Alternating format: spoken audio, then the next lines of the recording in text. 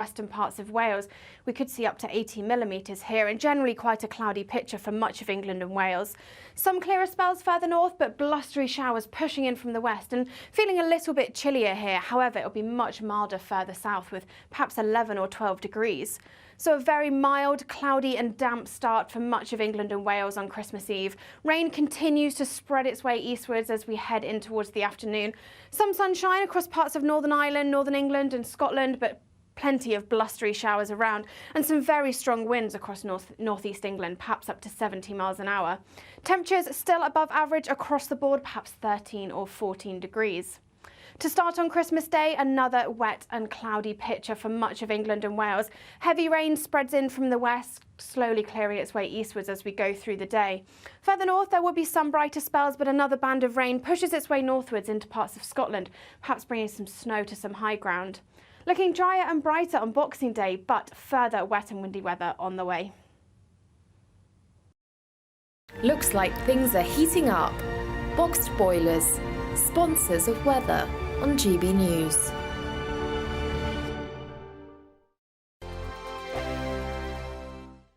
What you get for breakfast is something that, if we do our jobs right, you will wake up to news that you didn't know the night before. It's a conversation. It's not just me and Eamon. We want to get to know you, and we want you to get to know us. From 6, it's Breakfast with Eamon and Isabel. Monday to Thursdays on GB News, Britain's news channel. Have a great Saturday night with me, Leo Curse, on the Saturday Night Showdown. It's a crazy world out there, so come and make fun of it with me, my panel of comedians, and a couple of people who actually know what they're talking about. The Saturday Night Showdown is your front row ticket to the clown show every Saturday, only on GB News, the People's Channel, Britain's news channel. Your weekend starts here with Friday Night Live with me, Mark Dolan, 8 till 9 on GB News. Big stories, big guests and big laughs as we get you ready for a cracking weekend. That's Friday Night Live with Mark Dolan, Fridays 8 till 9 on GB News. Bring your own drinks, the admission's free. Now then, Lee Anderson here. Join me on GB News on my show, The Real World, every Friday at 7 p.m. I'm not eating bloody cat. Are you delicious? mental? Open your mouth. OK, here comes a train. Reminds me of the scene in Singing in the Rain. Adam, is that a good one? Whoa! Join me at 7 on GB News, Britain's news channel. Good afternoon, Britain. Good afternoon, Britain. Join us, Tom and Emily, to find out what's happening in the heart of Westminster and why it matters to you. Weekdays from midday, we bring you the most compelling stories from across the United Kingdom. And from your doorstep to our inbox. That's right, we want to hear from you. GB News, Britain's news channel.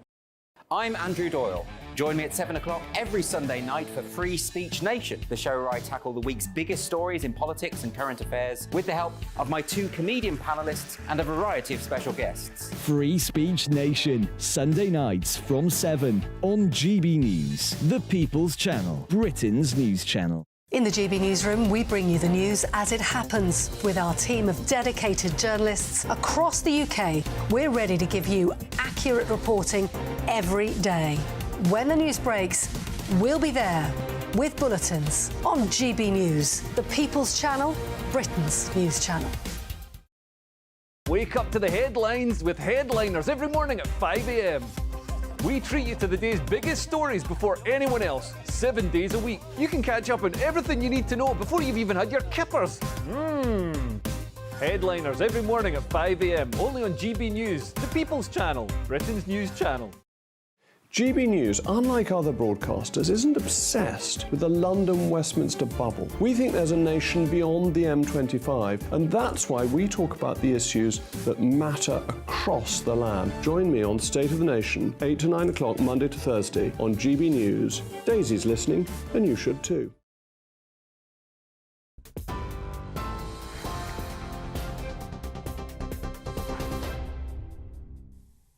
Good evening, I'm Sophia Wansler in the GB Newsroom. Hundreds of pro-Palestinian protesters have been rallying in central London. The demonstrators...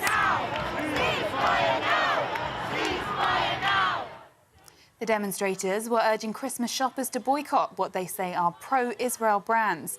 Traffic on Oxford Street was brought to a standstill as crowds chanted, "Don't fund genocide." Security guards blocked the entrance to fashion shop Zara while dozens of officers followed the march. Police say there were no arrests. Meanwhile, today's been dubbed Super Saturday, tipped to be the busiest in-store shopping day of the year. Last year, shoppers were said to have spent over £1.5 million buying last-minute Christmas gifts.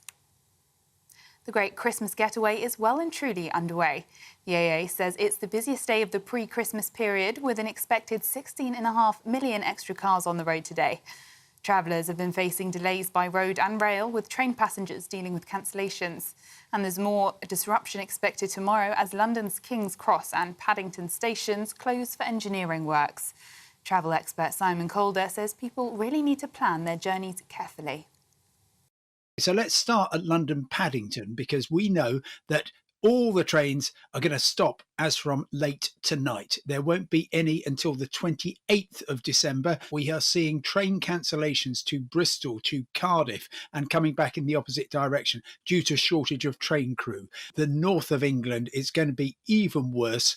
Northern Trains has said, do not travel on some of our key routes. We won't have any trains. We can't get the staff to run them. Police in Florida say multiple people have been injured after a shooting at Paddock Mall in Ocala. It is understood the suspect is believed to have fled. Ocala police say the mall is being evacuated and are asking people to avoid the area as the investigation continues. Police have arrested a man on suspicion of theft after the removal of a Banksy in southeast London. The piece, a stop sign covered with 3 aircrafts that looked like military drones, was discovered at an intersection in Peckham yesterday. Less than an hour after the artist confirmed the installation was genuine, witnesses saw it being removed by a man with bolt cutters. The Met Police say they have since arrested a man who remains in custody. This is GB News across the UK on TV, in your car, on your digital radio and on your smart speaker by saying play GB News. Now it's time for headliners.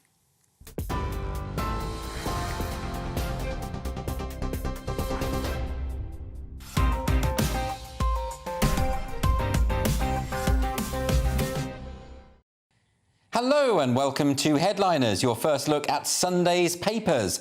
I'm your host, Andrew Doyle, and tonight I'm joined by a comedian who is on Santa's nice list. It's Cressida Wetton, and someone who is very much on the naughty list. Well, technically it's more of a register.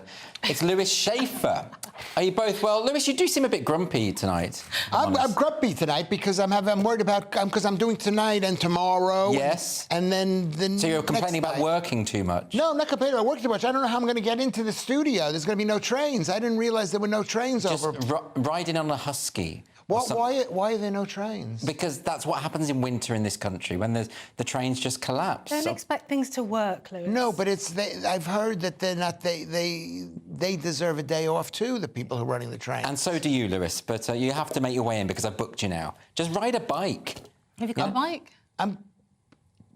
Aren't I a bit too old to ride a bike? He doesn't believe in exercise. He doesn't believe in exercise. But he'll make it in. There's going to be an audience. He'll make it in. He'll make it in. Yeah, but I'm happy to have Exactly. Because isn't it true that we deserve a day off too? Why should we be performing for people who are not working? OK, tomorrow's show's cancelled, everyone, so don't bother watching. OK, let's start with the front pages. The Mail on Sunday is leading with eco-activist King's Green Christmas Day message. The Sunday Telegraph is running with Cameron, malign Iran is a threat to the world, and Ben Wallace says we should give Kiev 4x4s for Christmas. The Sunday Times has NHS Chairman doctors' strikes make me fear for patients, and Michelle Mone complains she's been treated like Pablo Escobar after bank freeze. And the front cover of The Observer, assisted dying, former health chiefs join calls for new law. And first female referee takes charge of top flight game. The Sunday Express, Chancellor of Britain says, don't let Scrooges drag you down. And finally, the Daily Star, Mammy Mia, Mrs. Brown's Boys apparently helps autistic children. Those were your front pages.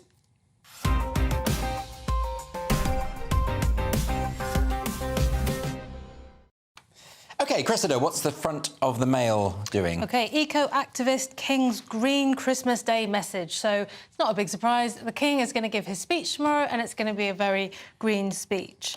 So apparently he recorded it in front of a live living Christmas tree. Ah. I think they should do it live, always. But with a proper audience? Yeah. Rather than... Yeah, and have a warm-up act. You know, make a show of it. You know, I think the King's got a good 5 minutes in him of stand-up. Probably would have. So obviously he's going to be talking about green issues. Yes. However, no, not necessarily obviously, because he has such a reputation for having an interest in this area. People were worried at the time of his coronation that he would be too much of an activist monarch and that he would be bringing these ideas into his tenure.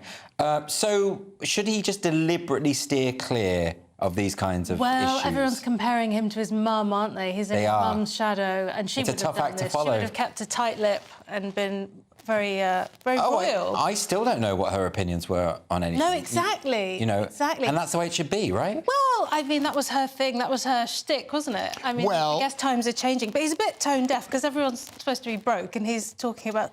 Yeah, well, I mean, he may as well talk about homeopathy, which I believe he's also into. But what do you think, Well, that makes more sense. First of all, the people. No one knew what the Queen was thinking about anything, right? Except the monarchy. I'm pretty sure she was supporting the monarchy. Yes, I don't think she was a Republican. No, I don't think she was. So we knew that. And this king, I mean, listen to me. This king, as you know, I'm an American, so my opinion is not valid when it comes to if you want to have the monarchy, that's your business. As English, British people, whatever you guys are. But the truth is, this guy is worried about green issues, which aren't really green issues. They're just basically world control and population control issues.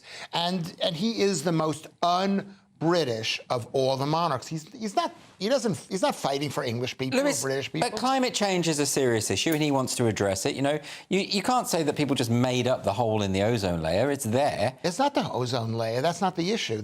You're about 20 years. They tried to make people afraid of that too. Well, what is it now? Carbon footprint. Carbon footprint. Yeah, it's complete. It's 99% rubbish. It's just a way for him and his World Economic Forum, but I don't know, I'm going to... for goodness. Cressida, do you think it's all rubbish? Oh, I mean, I think the environment matters. Yes. I'm not... I don't know. I'm sorry, I'm not...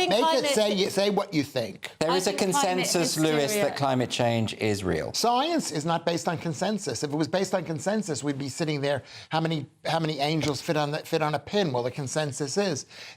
Science is... no idea. Science is not that. I don't know what science is, Velikovsky, but it's not that. OK, well, I'm sure some people at home understood what Lewis was saying. Yeah. We're going to move on to the Sunday Telegraph. What are they leading with? A lot of complicated stuff. David Cameron, remember that guy? He's like the Tony Blair of his age. Malign Iran is threat to the world. And I had to look up what they mean by malign. I would have said malignant Iran. Yes, malign feels like a verb. Well, it is a verb. Yeah. But it can be an adjective as well. But when you... Iran, they're saying Iran is bad. Iran is bad, and they're basically getting the Houthis to do their bidding for them. Well, that's true. I mean, the problem is that the Iranian regime is funding the Houthi rebels in Yemen and also Hamas, as we know. So, Cameron isn't wrong to say that the Iranian regime is malign or malignant, whichever you would prefer. And something does have to be done about it, doesn't it? Because this is going to continue. No. Well, the October 7th pogrom would not have happened if it weren't for Iran. It would have happened for you. Sorry. Go on, Cressida. No, I'm just agreeing. I think you're absolutely right. What outrageous thing are you about to say? I'm about to say that all those houses in the Gaza and all those tunnels were built with a lot of European and even American money. That's true. A lot of the aid money that went to Gaza was spent by Hamas on those tunnels. For water pipes that have since been used to build rockets. No, that is all absolutely true. However, you can't really deny the Iranian regime's involvement in this kind of stuff. They've got close ties to Hezbollah as well. We can't pretend that this is... I mean, malign is fine, I think. We used to call them the axis of evil, and Iran was in the axis of evil, which I preferred, actually, because that's quite a dramatic... Sort of thing. I had an Edinburgh show called Axis of Evil, actually, because I like the phrase so much. It doesn't really suit me, but I think it's difficult to put international pressure on Iran, but something has to be done. Yeah, exactly. Couldn't agree more. What about this Kiev? Ben Wallace wants us to give the 4x4s to them. This is the charity shop thing. Yeah, isn't it? because- Like, don't throw it out. Give it to Kiev to keep a war going, but we're bored with that war. It's time for us to do another war, as Andrew is promoting. He's promoting. We've got to do something. I'm not promoting Andrew's war. not promoting I'm a war. pacifist. No, Yeah, he's not. You just said we've got to do something about Iran. That sounds like I war to didn't me. say let's invade or fight Iran. Well, what else is there? Well, They're let's have some fighting war. robust diplomatic approaches Why to the don't you region. take responsibility for the things that you say, Andrew? You're trying to come across as this Mr. Nice Guy. You're basically saying, let's get into war with Iran. I don't like Iran any more than anybody does. Lewis, I can't take responsibility for the things you imagine I say. I can only take responsibility for the things I actually say. We'll take a vote. What did he say? What did I say? Did I he call say? for a That's the war thing. on Iran? No, he's not calling for a war. He's acknowledging the gravity of the situation, and he's saying that Cameron's got a point. And we've got to do something about Iran, so he's calling for war. So you don't accept Cressida's explanation? You owe me an apology, Lewis. She works for you. She's just a stooge. A stooge for me. For you, Anne. I always put one of my puppets on the panel to defend my position. That's what's going on. I didn't think I'd feel like this in the first section tonight. Yeah, Lewis, you're going full speed tonight, aren't you? Let's move on to the cover of the Sunday Times. Who's got Sunday this? Times, I have. NHS Chairman, doctors' strikes make me fear for patients. Well, that's fair, isn't it? Well, yeah. Yeah. Because when there's no doctors and patients go to the hospital, yeah, they funny don't get that, isn't treatment. it? So I think that's an entirely reasonable headline. Yeah. I haven't got the full story. But yeah, so Richard Medlings is saying we can't continue like this. A 6-day walkout looms. 6-day walkout. It's so difficult, isn't it, when it comes to strikes, you know, in these sort of sectors that are so essential for public services. You know, it's like when fire brigades strike and you just think there are lives at risk at this point. And I understand that you need more money and I do support people's right to withhold their labour. I think that's really important. But when it comes to this kind of... Like in France, I believe they've got a law that you can't strike to that extent if you're part of an essential public service. That does kind of feel fair enough to me. Well, it does when it's medical stuff, doesn't it? It's just too serious. Yeah. As much as I hate the nanny state idea. Yeah. Well, because you guys are believers in medicine. Yes. I think when the doctors go on strike, people have a better chance of living. The further you stay away from a hospital, any hospital, the happier, healthier you will be. Lewis is here tonight with the worst advice in the world. He really is. He's going to ride a bike in for 2 days to work, a bike that he doesn't have. And when he breaks his leg, what's he going to do if the doctor's Yeah, where would you go when you break your leg riding to work? He's going to wrap a raw steak around it. You know for the something, best. broken bones and itches are pretty much and even itches.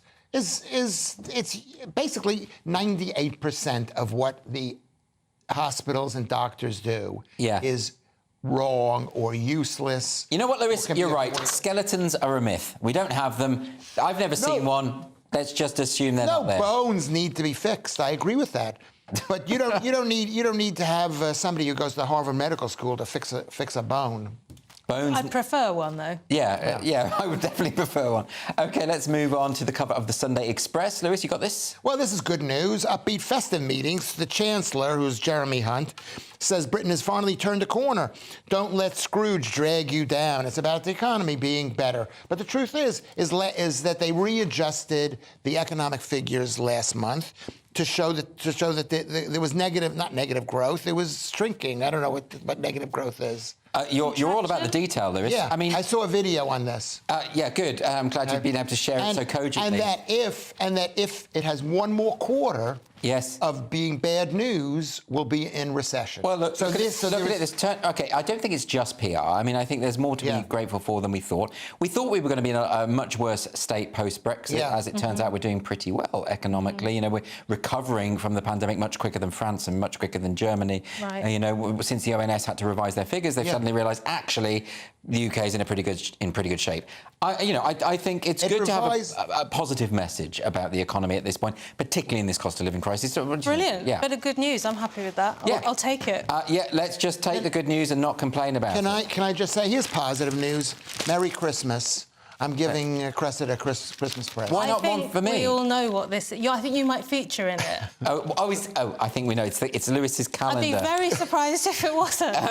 Open it up. And while you're opening up I brought you your Christmas present early. But Lewis, are we not on tomorrow together? We're on tomorrow. Wouldn't it be more appropriate to give it to me on Christmas Eve? It would be. I'll probably maybe give you something else on Christmas Eve. OK. But I had to do this now because I didn't want... Lewis! I didn't How want to did you know? I didn't want to give Cressida a present and not you. Okay, so Definitely don't have it in the right place for live TV. Oh, this is so hectic. What does she give? What? Oh, it's the Lewis Schaefer calendar. What a surprise. You must have a ton of those in your garage, basically. I actually do. You're just trying to shift them because no one's buying them. Big shout out to Lucy Harmon. Oh, look, I'm from the West Country, and this is perfect. My birthday's in April. I'll think of you. Lewis with a cow. Open up yours. We're running out of time. No, I tell you what we'll do. For the sake of a cliffhanger, I will open the present from Lewis Schaefer after the break, and you'll have to come back to see what it is. Join us, though, because after the break, we're going to be talking about struggling Tories and assisted dying. See you in 2.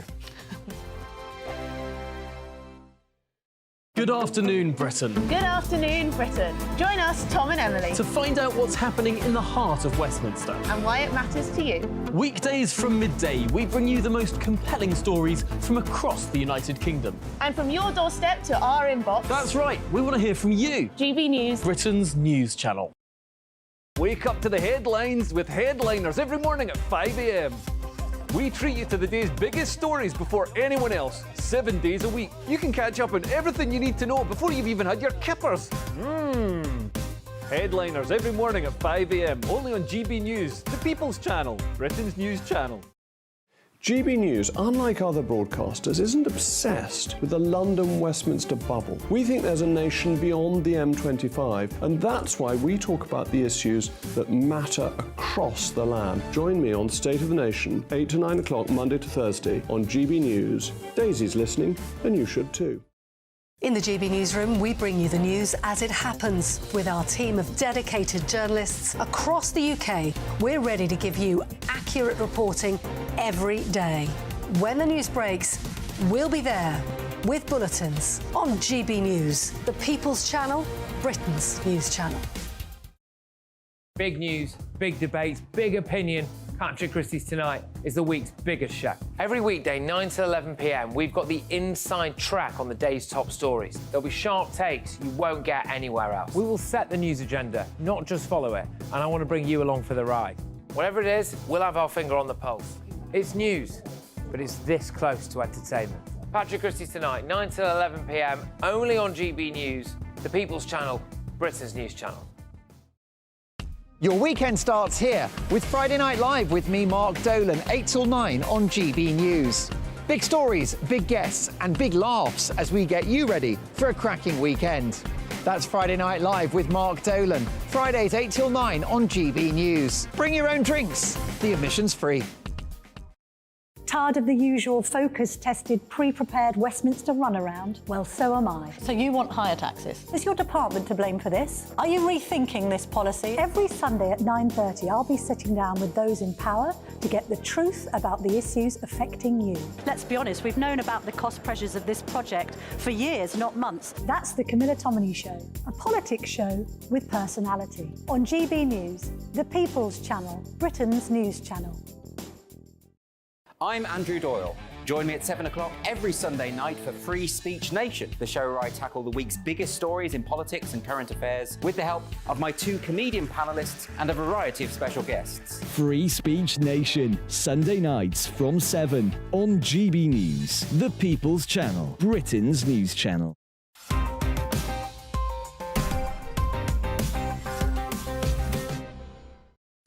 Welcome back to Headliners, your first look at Sunday's newspapers. I'm Andrew Doyle, and with me are Cressida Thigh-High Wetton and Lewis New Low Schaefer. Anyway, before the break, Lewis Schaefer did give me this premature Christmas gift, so I'll open it now. I have no idea what this is, quite genuinely, but it's always very exciting to open a gift.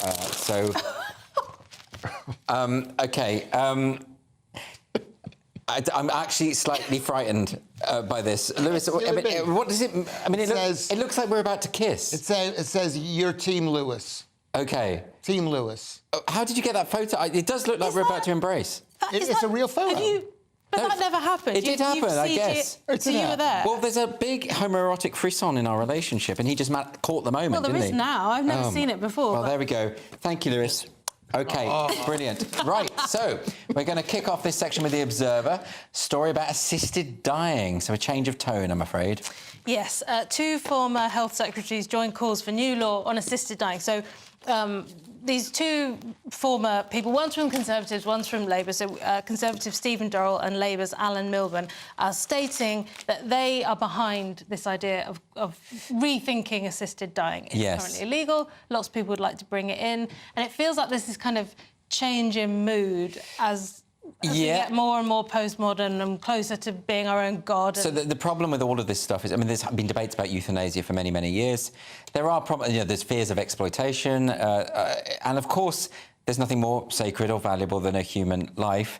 By the same token, when people are in incredible pain, there's nothing that people can do.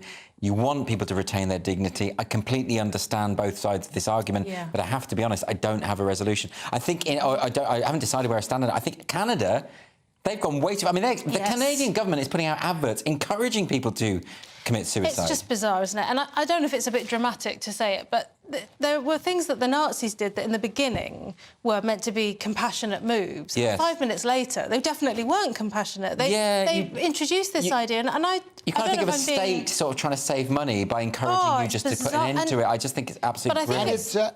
I think it's grisly. Because it's really... Starmer's in favour of it. He voted for it in 2015 when this fell apart. So he's going to be the next PM. I think it's... Yeah, I mean, Lewis, I just really mistrust this kind of thing. The fact is, if people are not happy living, we just die. No, you're wrong on what you said, because you said, you know, obviously they've got to do something about it. But if you're not happy living, in a second you can go. It's like me right now. Some of these shows are just so atrocious, and I just want to die. But I don't die because I don't really want to die. And that's what this is. But this isn't suicide. No, this is assisted dying. It's a completely... It's assisted dying. Well, people do say it's murder. I mean, this is like the equivalent of dignitas, I suppose. And Canada is the #1 country for harvested organs around the world now.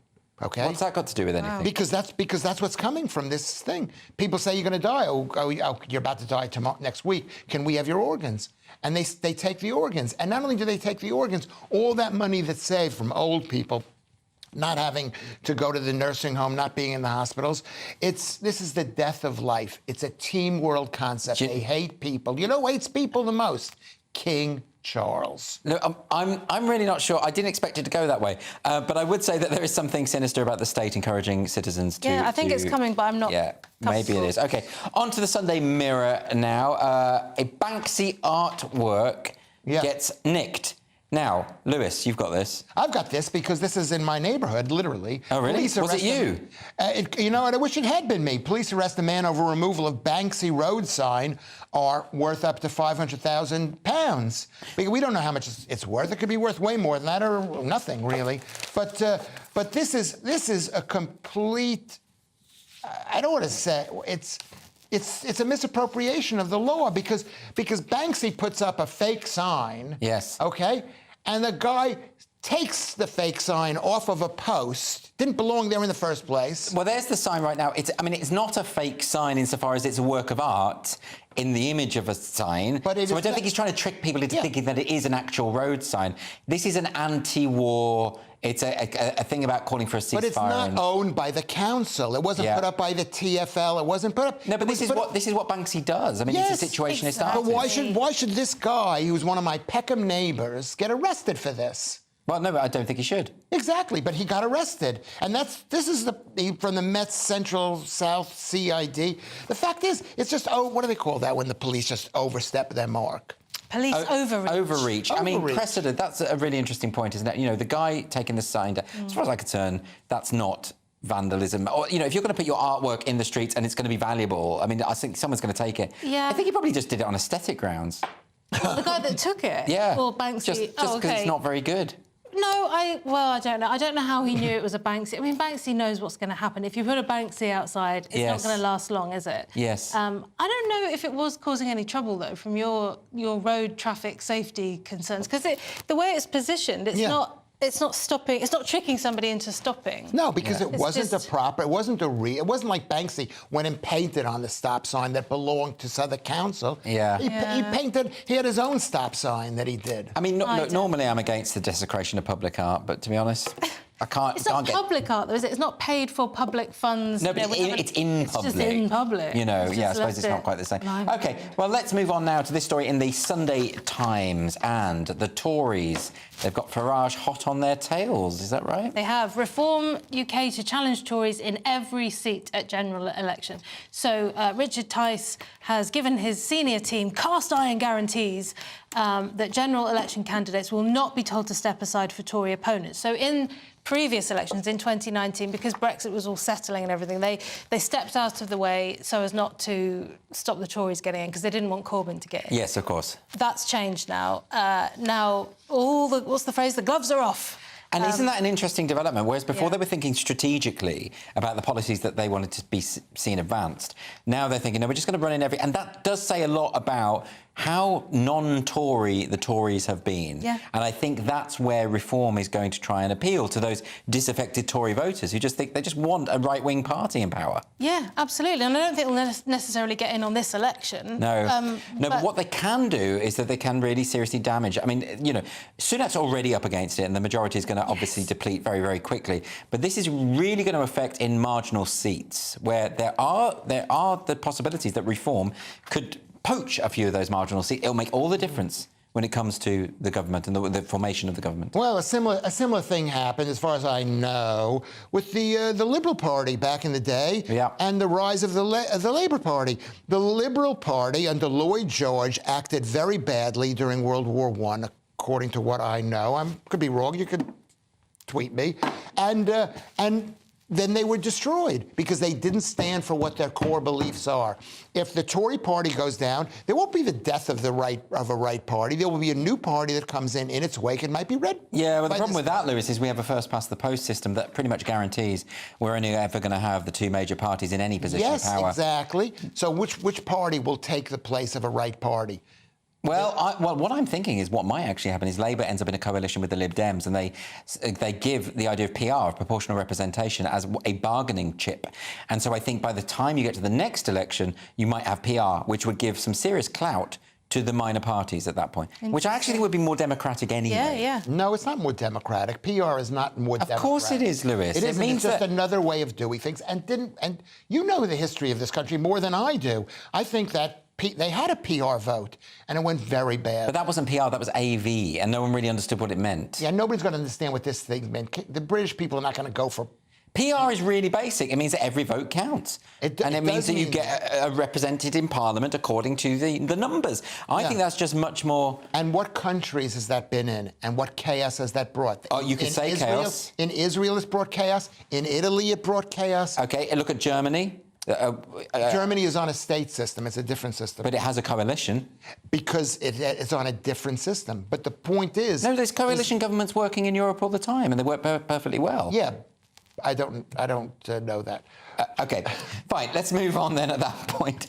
The Sunday Telegraph now, and Sunak has made moves that Lewis would describe as anti-team world. Is that right, Lewis? I don't know if it's anti-team world. I was just having a stab at it. No, I still don't really know what it means. Because nuclear power is he's basically cutting back on nuclear power, right? Which could be considered. I mean, it's not clear, is it, whether it's team world or not? That's a good example of something that's. Well, Lewis, do you think that nuclear power is the way to go? You know, given the issues with the environment. I know this is that with the amount of electricity that they want to use for electric cars and electric this and electric that, there's not enough electricity in the entire world to come up with this. Well, also, isn't there value to having domestically produced electricity? And there is. Yeah. And there is. And this will save Britain. And maybe that's why they're cutting back on the thing. The fact is that Sunak, he made 5 promises a year ago. And he did not keep a single one of them. Well, that's just politics, isn't it? Yeah. I mean, it'll be very interesting to see. I mean, look, France invested in nuclear technology decades ago, and they are reaping the benefits now. This is a very long-term idea. I think pulling back on this stuff is maybe not the way to go. Even environmentalists are now saying nuclear energy is the way to go. I mean, it makes us feel safer, doesn't it? If we can use our own. And everything at the moment just makes me think, oh, is it a distraction from talking about migrants? Yes. Because it doesn't feel as pressing. You know? No. OK, very interesting. Right, finally in this section, the Mail on Sunday. These last-minute Christmas shoppers seem really stressed. They are. Pro-Palestinian protesters target Zara stores and bring Oxford Street to a standstill while because they didn't have their size.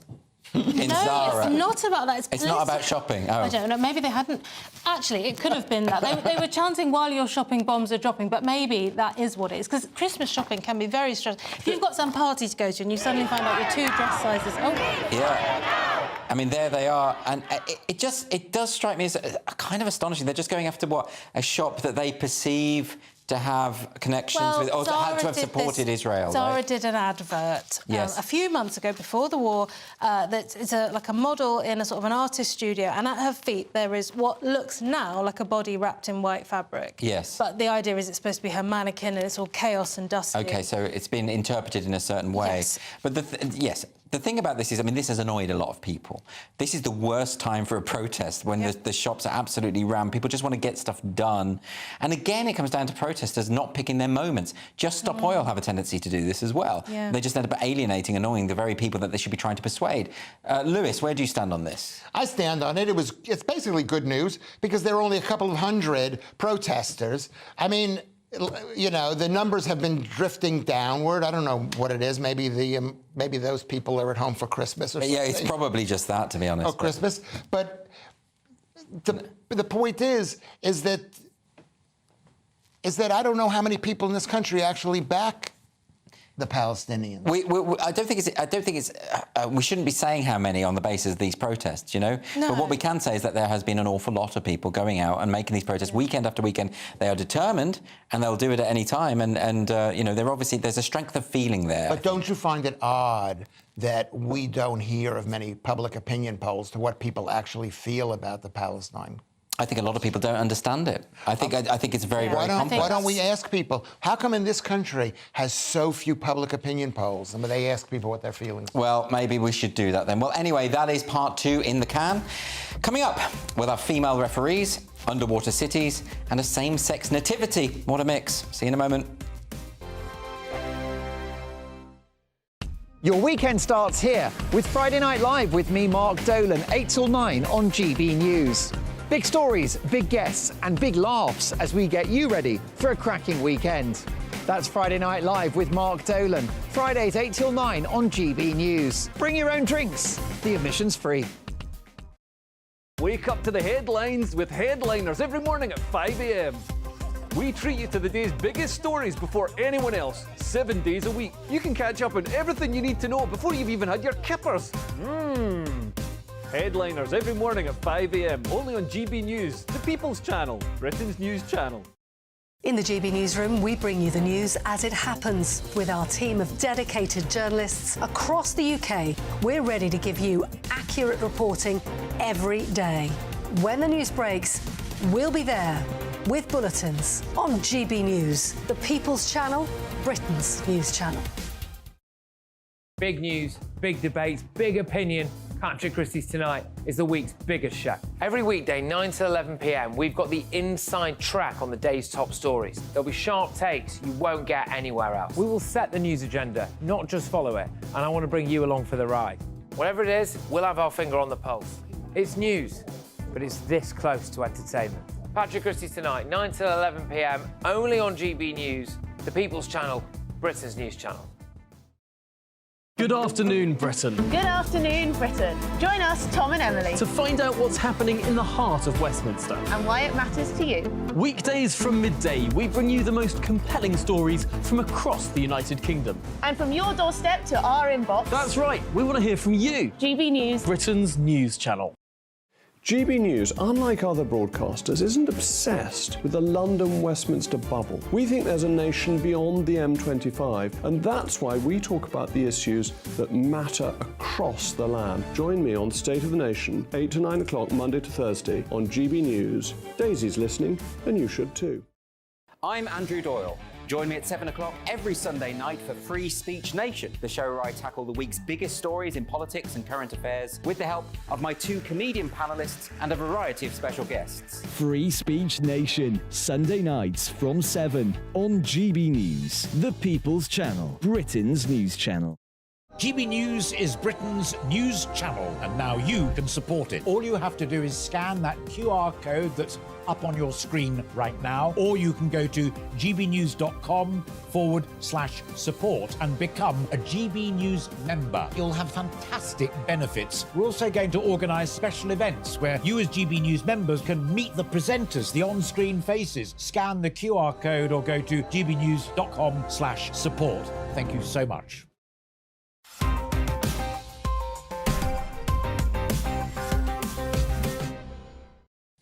Welcome back to Headliners, your first look at Sunday's newspapers. We jump back in with the Sunday Telegraph. Lewis, a headline that none of us expected. Well, I expected it. But I'll tell you what it is. Germany now our closest European ally, says Israeli ambassador.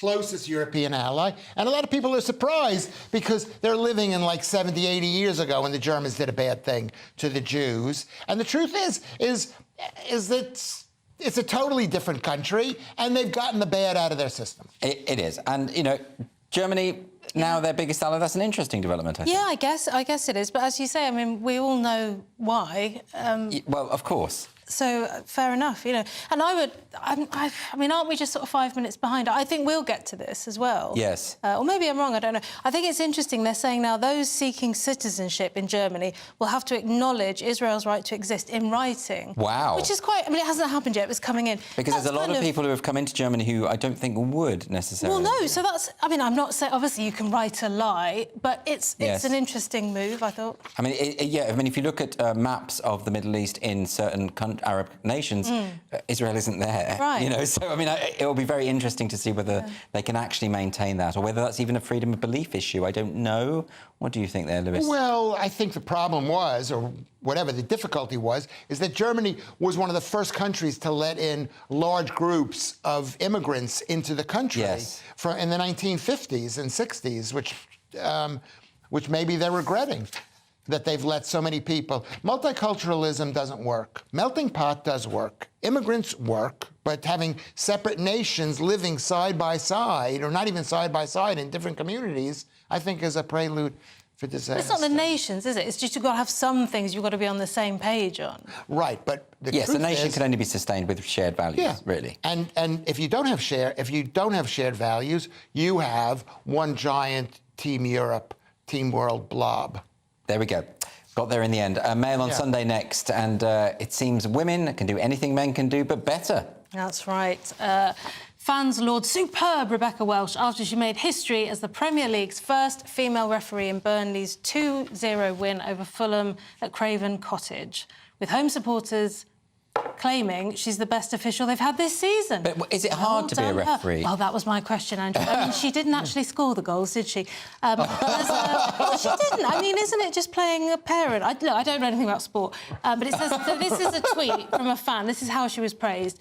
It says, Rebecca Welsh was superb today, wrote one fan on X, formerly Twitter, let the game flow and allowed a real competitive game of football. So they're praising her for not interfering and blowing the whistle, I guess. Yes. But later, somebody says... that the reason she was good was because nothing controversial happened. Well, you know, to be fair, I wouldn't be able to run around a pitch for a full 90 minutes without getting out of breath and collapsing and probably having to be hospitalised. So I think on a level of fitness, she should be congratulated, if not nothing else. Lewis, do referees, I mean, do they get enough credit for what they do? Something they have to make some hard decisions sometimes when it comes to those red cards and yellow cards. And... Yeah, no, it's equally hard to be a referee as it is to be to play the game. Is it? It is, of course it is. All excellence is equally difficult. I'm never so sure about that. I feel like it's a bit like with conductors with the orchestra. Like, how much are they really doing? I mean, I'm just saying, they're not playing the instruments, they're just sort of, you know, they're like a metronome.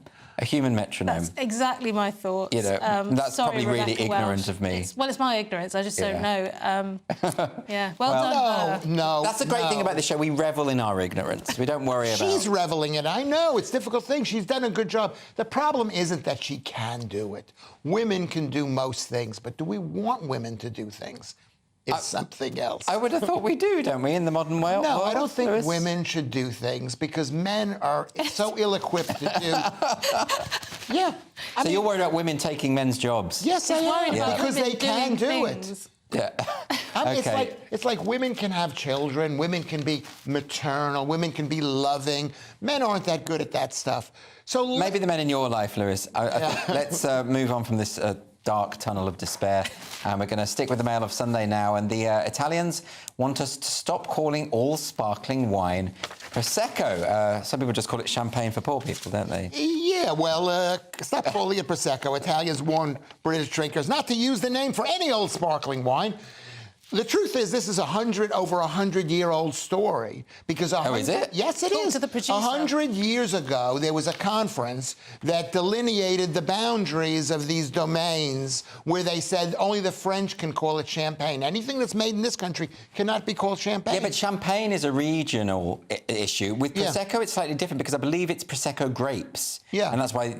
So anything can be Prosecco if it's made from Prosecco. Isn't there a domain? There's no champagne grape. Isn't there a domain OC, whatever? Yeah, that's what they're saying. There is something like that. What I want to know is, can you put white wine in the soda stream, and is it the same? I would say that's incredibly vulgar. So I wouldn't do that. Yeah. Are you up to the box wine? I don't think things were bad. What's wrong with a soda stream and a box of wine? What's wrong with a box of wine of an evening by yourself? Oh my God, the loneliness is unbelievable.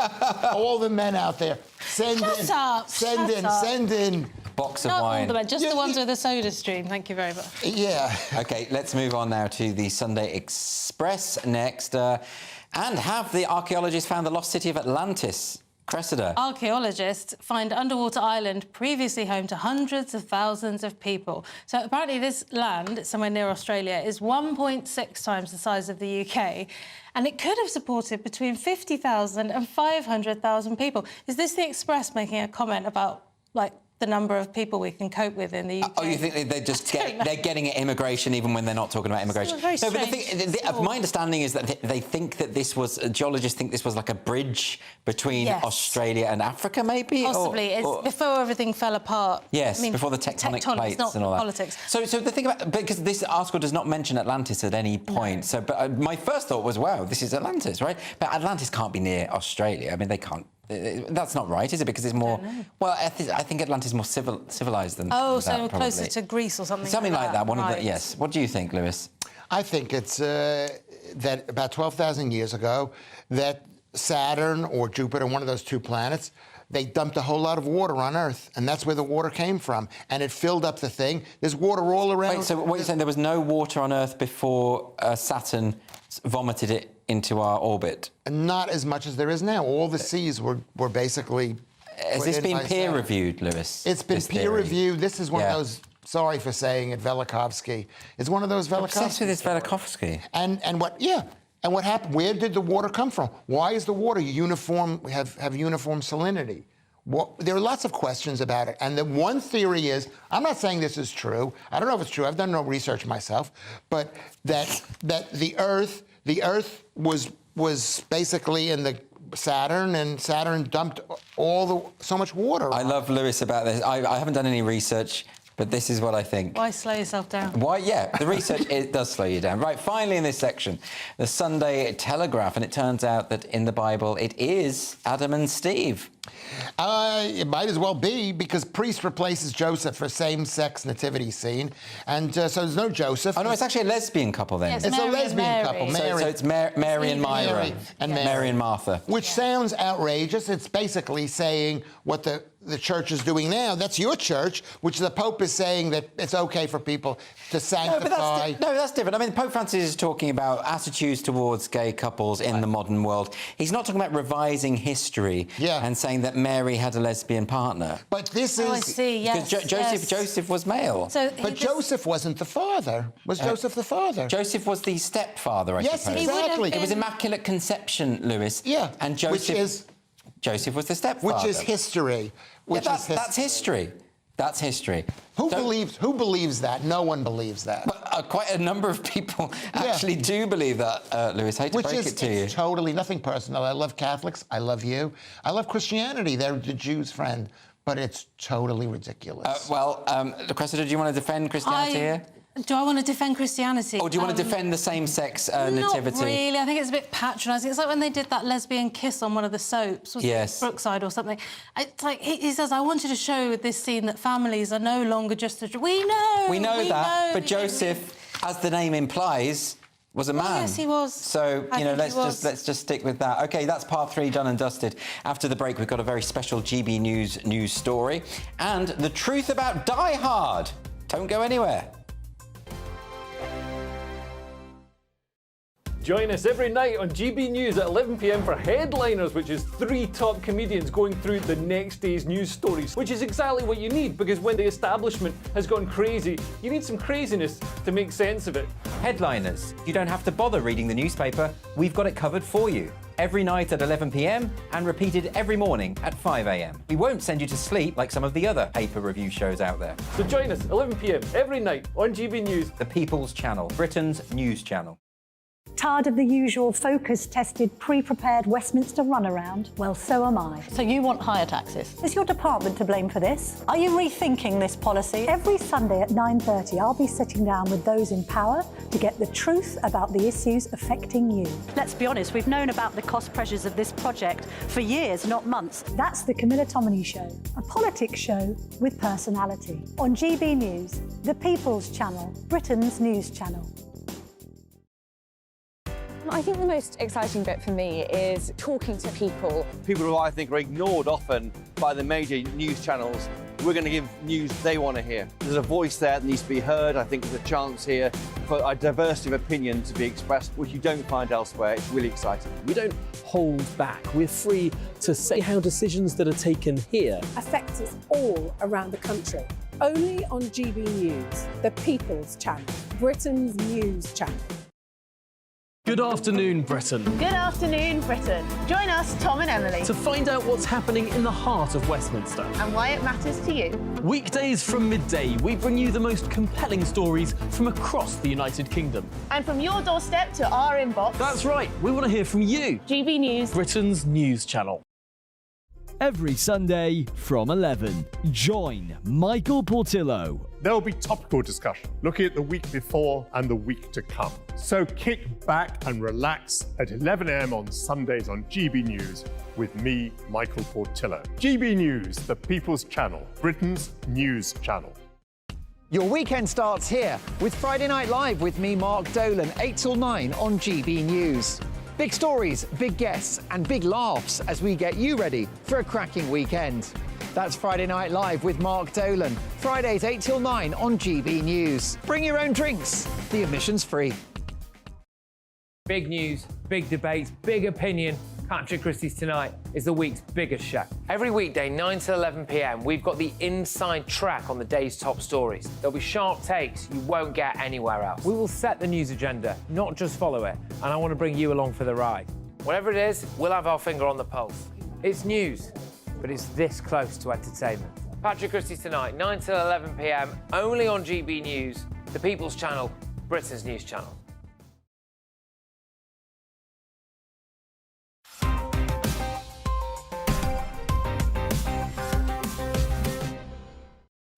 Welcome back to Headliners, your first look at Sunday's newspapers. We're going to jump right back in with The Observer, and this is a story about a woman from Alabama, but not an ordinary woman, Cressida. Absolutely not. Alabama woman with 2 uteruses. With what? With 2 uteruses. 2 uteruses? Gives birth twice in 2 days. I mean, think, what are the odds of that happening? Firstly, they are in here.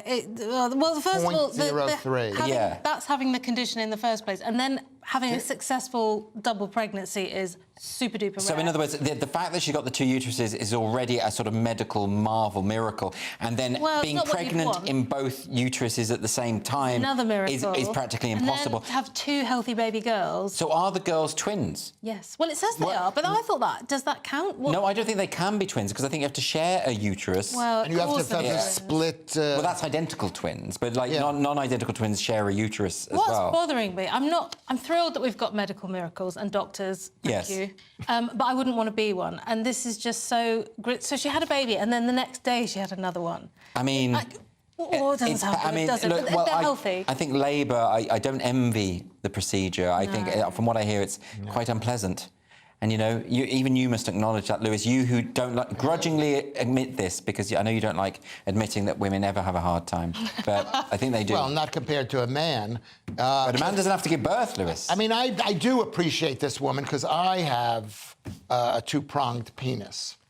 I think that's absolutely... Ofcom rules. I think let's not entertain that image.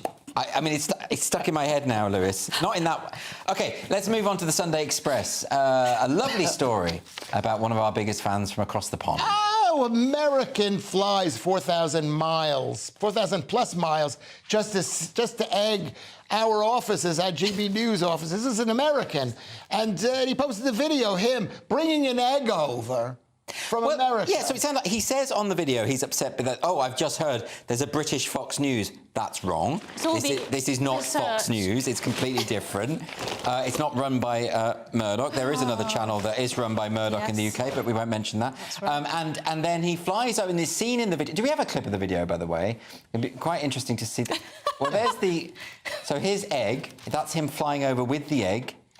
And then eventually, when he gets over to the GB News headquarters, he throws the egg at the revolving door, and you can see the egg spattering. It's a big effort to protest against something that you don't really know about, and you don't know what it... Called it the Fox News. Yes. And what's sickening is it's a white egg, which basically Martin brought in the brown eggs. This is the British brown eggs. Right. Okay? Yes. And it's like he brought the egg from, like, we don't have any eggs in this country. It's like after World War II. Why have you brought these eggs into the studio? Because I'm going to... Oh, my God. No, you should... What are you going to do with that? You're going to drink the egg? Oh, my... Lewis, you think you're like a bodybuilder or something. That's what they do, isn't it? Yeah. Or isn't it a cure for hangovers? Could be that, too, because it's the protein. But the truth is... You've just drank... placenta. This is two examples of people using eggs just for attention. Yes. It's terrible. I mean... Because I promote eating eggs. They're not to be thrown at buildings. And this guy, he shouldn't be allowed back into the country. You think he should be deported? He shouldn't be deported. He should be on a... You can't come over to another country and basically desecrate an office building of somebody. I don't feel desecrated. No, I don't feel desecrated. I think it's probably a weird, elaborate joke or performance art. Anyway, we're going on to the Sunday Telegraph now. It turns out that John McClane would have actually died, and hard. Yeah. Most things would have killed him. The grisly scene behind science behind Die Hard. So I've never seen Die Hard. It's a violent boys film. You've never seen Die Hard? No, it sounds horrible. Die Hard is now 35, just a couple of years older than Bruce Willis was when he made it. As we all know, it holds up like gangbusters. I've never seen that either. Anyway, it turns out that... So all the stunts, basically, it's a very action-laden film. Yes, talking about snapping necks and all these horrible... Yes, he snaps necks. He doesn't get his neck snapped. No, but there's a lot of stuff in the film where he's thrown all over. But, you know, not like... I don't know if you've seen John Wick 4, which is a preposterous film. The stuff... He gets hit by cars and lorries and thrown off buildings, and you think he'd be dead. Like if you just punched him once, he'd probably be dead. I mean, it's ridiculous. But I think when it comes to Die Hard, you just have to suspend your disbelief, don't you? No, because I think it's a very accurate portrayal of the American psyche and what makes an American a hero. He is John McClane. John McClane. Bruce Willis. He's on his way home, and he has got to be the hero. He doesn't want to be the hero because it's Christmas. But he goes into that building and he saves America. And that's what makes American heroes so good. They're not looking for... When Americans go out in the world, we don't want to save the world, but we have to. Lewis, I sense a monologue coming up, so I'm going to cut you off right there because the show is nearly over. So let's take another quick look at Sunday's front pages before we go. The Mail on Sunday is running with eco-activist King's green Christmas Day message. Sunday Telegraph has David Cameron, malign Iran is a threat to the world. And the Sunday Times is leading with NHS Chairman, doctors' strikes make me fear for patients. And The Observer, assisted dying. Former health chiefs join calls for new law.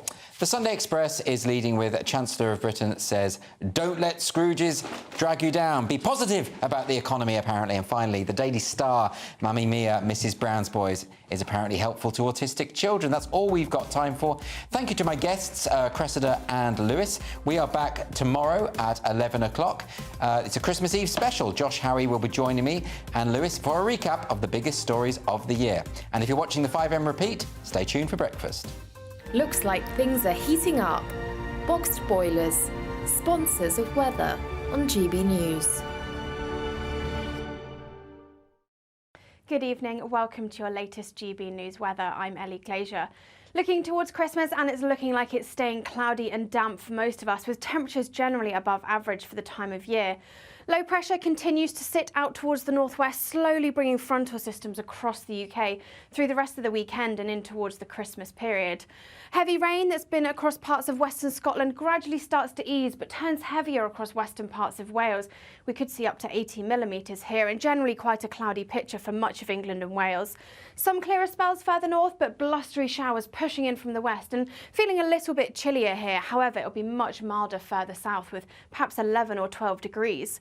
So a very mild, cloudy and damp start for much of England and Wales on Christmas Eve. Rain continues to spread its way eastwards as we head in towards the afternoon. Some sunshine across parts of Northern Ireland, Northern England and Scotland, but plenty of blustery showers around, and some very strong winds across northeast England, perhaps up to 70 miles an hour. Temperatures still above average across the board, perhaps 13 or 14 degrees. To start on Christmas Day, another wet and cloudy picture for much of England and Wales. Heavy rain spreads in from the west, slowly clearing its way eastwards as we go through the day.